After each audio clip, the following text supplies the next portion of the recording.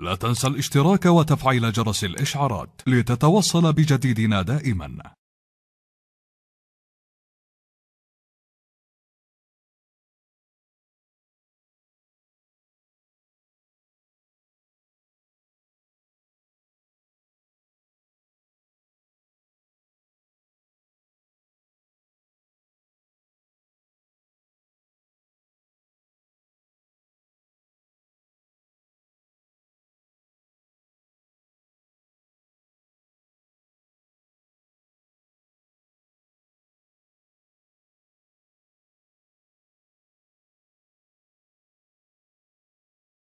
بن عبد العزيز آل سعود حفظه الله بزيارة مساء أمس لأخيه صاحب السمو الملكي الأمير مقرن بن عبد العزيز آل سعود في قصره بالرياض.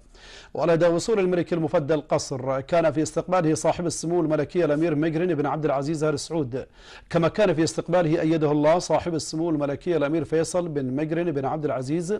وصاحب السمو الملكي الأمير عبد العزيز بن مشعل بن سعود، وصاحب السمو الملكي الأمير عبد العزيز بن هذلول بن عبد العزيز، وصاحب السمو الملكي الأمير تركي بن مقرن بن عبد العزيز، وصاحب السمو الملكي الأمير منصور بن مقرن بن عبد العزيز مستشار خادم الحرمين الشريفين، وصاحب السمو الملكي الأمير تركي بن محمد بن فهد، وصاحب السمو الملكي الأمير بندر بن مقرن بن عبد العزيز، وصاحب السمو الملكي الأمير عبد العزيز بن سعود بن نايف، وصاحب السمو الملكي الأمير سعود بن عبد الرحمن بن ناصر، وصاحب السمو الأمير فيصل بن محمد بن سعد بن عبد الرحمن، وصاحب السمو الملكي الأمير نواف بن نايف بن عبد العزيز،